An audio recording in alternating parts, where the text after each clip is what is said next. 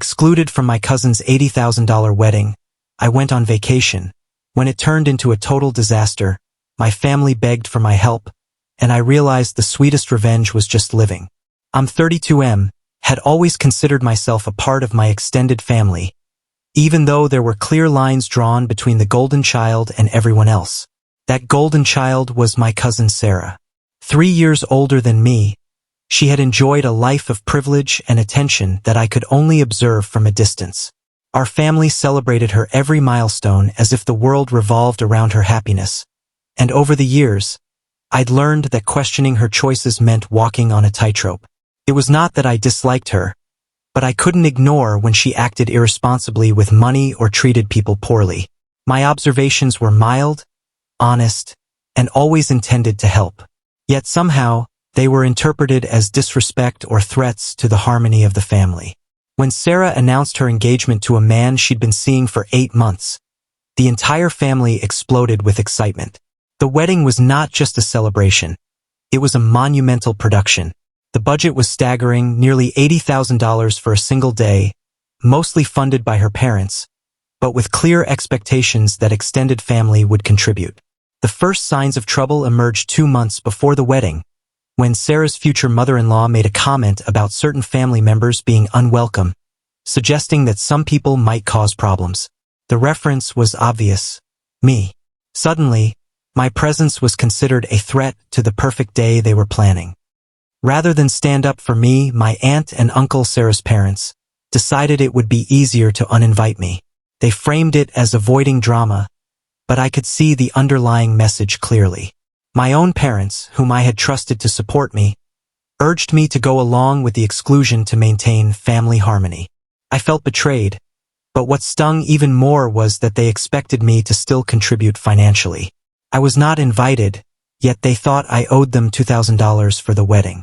The nerve of it was astounding, considering that money had been carefully saved for a vacation I'd been dreaming about for years.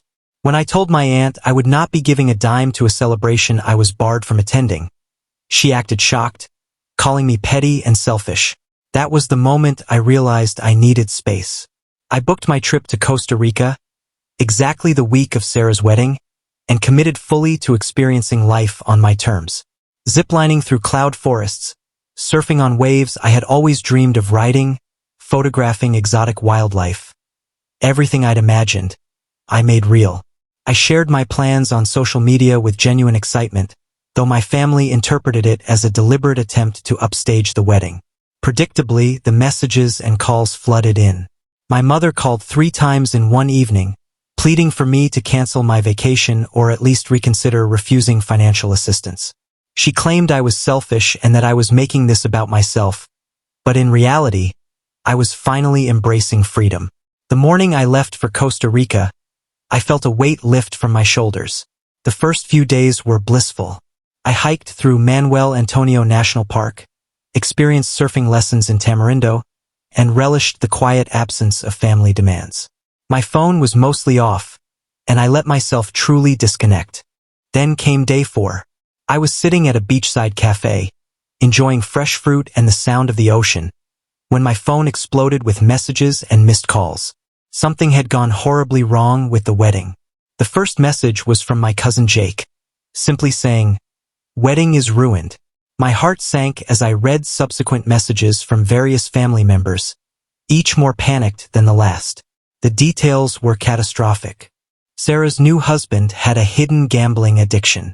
3 days before the wedding, he had lost $15,000 of their honeymoon savings in a single night at a casino. Additionally, he had been lying about his job, pretending to go to work for 6 months after being fired, accumulating debt to maintain the illusion. The truth came out during the rehearsal dinner when his former boss tracked him down over missing company equipment. The result was a public confrontation in front of both families, complete with accusations and anger. Sarah was mortified, but in her hopeful naivety, she proceeded with the wedding. During the reception, the disaster deepened. 2 men arrived with legal papers, representing debts her husband had accumulated from casinos and loan sharks. They demanded $35,000 immediately, or legal action would be taken against Sarah and her family.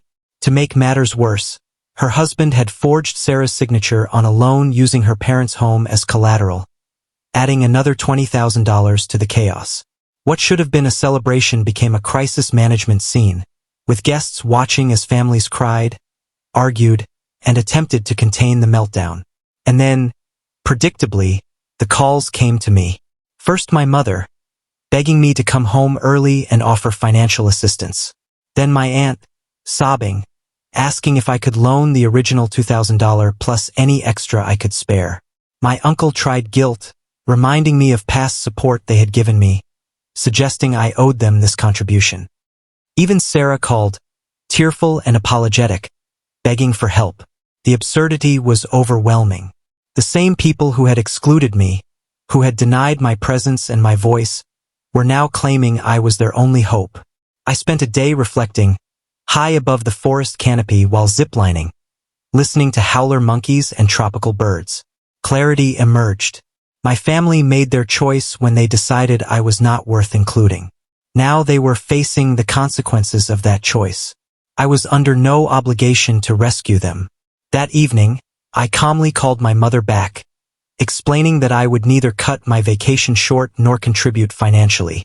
Sympathy I could offer, but obedience and sacrifice were not required. The reaction was explosive.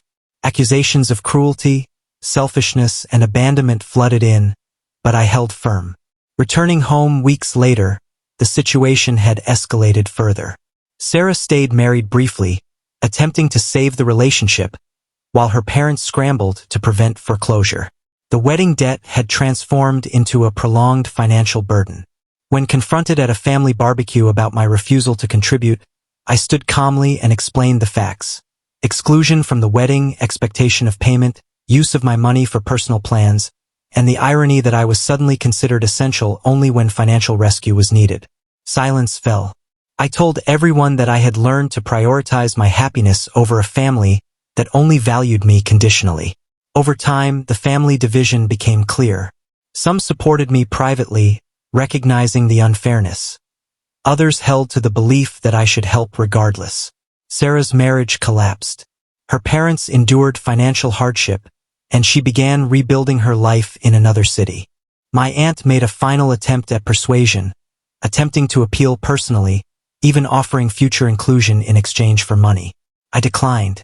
Being treated like family cannot be conditional on my contributions. She left crying, but I felt peace for the first time in months. 6 months later, the dust settled. Sarah's marriage was annulled, her parents were financially recovering slowly, and family dynamics were permanently shifted. I, meanwhile, had traveled to New Zealand and Iceland, enjoyed life without family drama, and found a partner who appreciated me for who I am. My mother still calls occasionally, attempting to gauge if I'll help with the next crisis, but I politely divert. Sarah reached out once, apologizing and acknowledging her mistakes, but I maintained my distance. Some bridges are better left burned. The sweetest revenge was never about money or retaliation. It was about living freely. My family excluded me when it suited them. I chose absence when they needed me most. Their wedding disaster was not my responsibility, and their financial crisis did not obligate me. In the end, I discovered that happiness and freedom are far more rewarding than obedience or approval.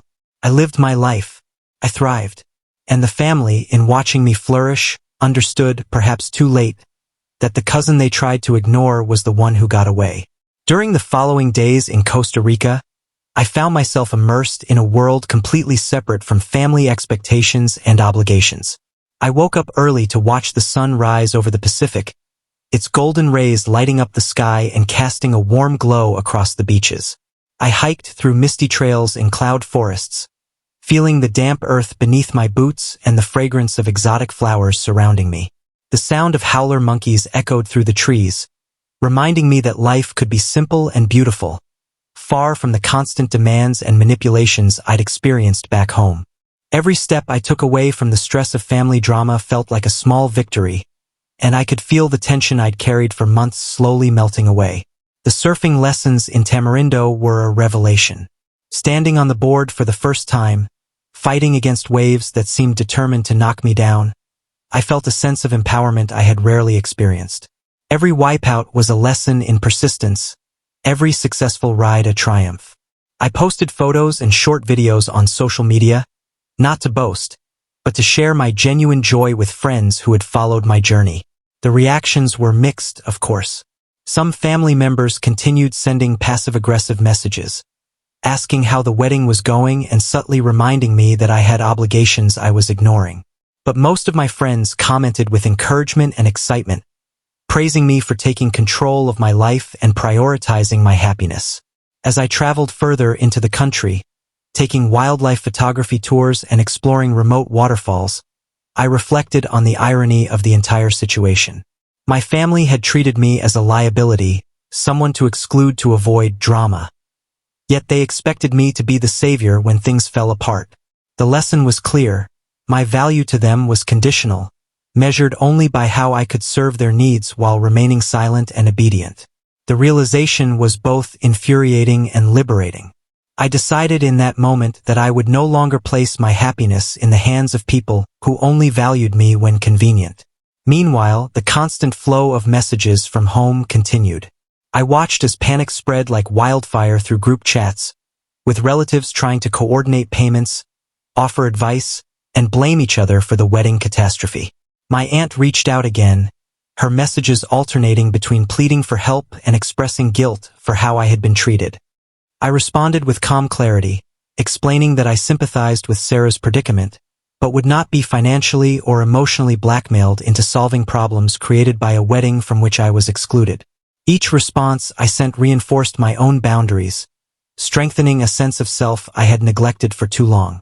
During evenings, sitting by the ocean with waves crashing and stars emerging one by one over the horizon, I allowed myself to imagine a life untethered from their expectations. I planned adventures to new countries, daydreamed about future hikes and surfing trips, and thought about the person I wanted to become. The peace I felt was unprecedented. For the first time in years, I was living entirely for myself.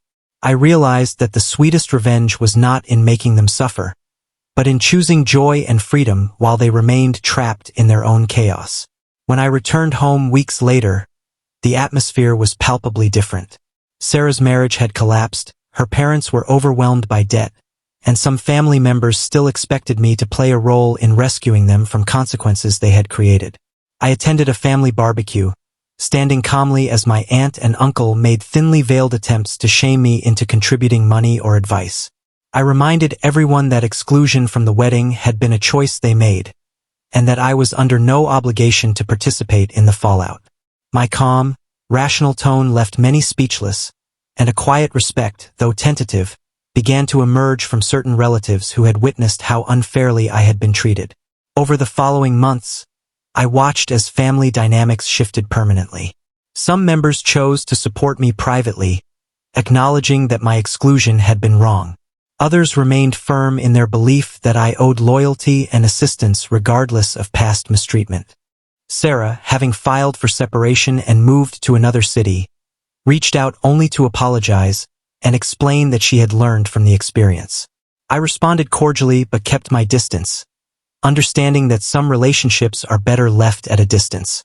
My life had become richer without the constant drama, and the money I saved by refusing to fund a wedding I could not attend became the foundation for new adventures and personal growth. I traveled to New Zealand, hiking through majestic landscapes and experiencing nature in its most raw and breathtaking forms. I explored Iceland, witnessing glaciers and volcanic landscapes that seemed to remind me of the power of independence and choice. Each trip reinforced the lesson that life could be lived on my terms, that happiness was not conditional on family approval, and that freedom often comes from choosing absence over engagement in toxic patterns. Even as my mother occasionally called to update me on new crises, I responded with polite detachment, redirecting conversations to neutral topics or my own experiences. I no longer felt compelled to solve problems that were not mine to solve. The family still spoke of the wedding disaster, and my name occasionally surfaced in their discussions. But I had become the cousin who chose himself, the relative who valued his own joy above conditional approval.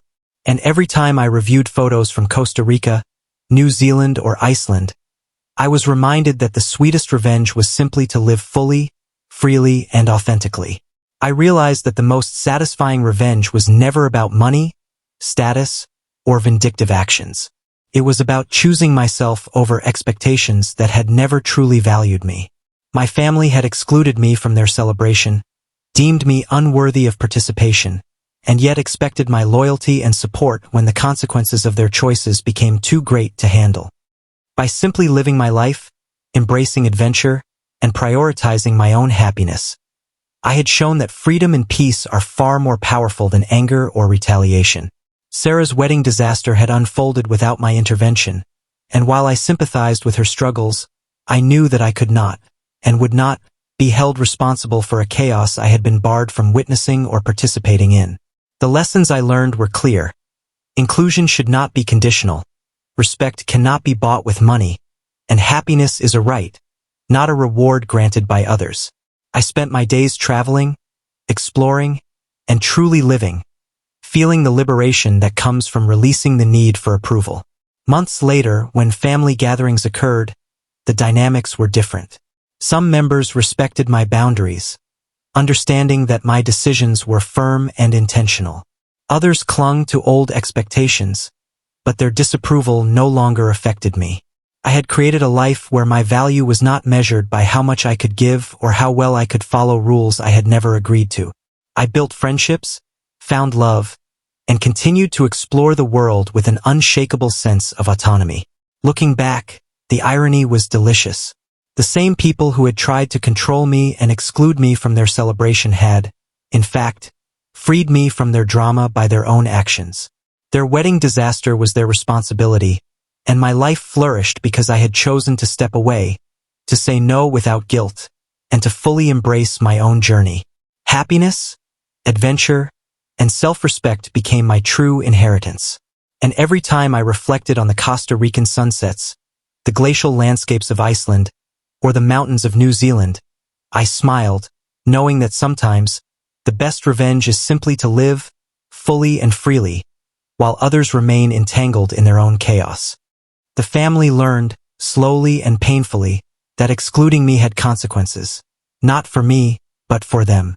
And I learned, permanently and joyfully, that I did not need their approval to be happy, that I did not need their inclusion to feel valued, and that living my own life was far more rewarding than ever trying to be a part of a celebration that had never truly wanted me.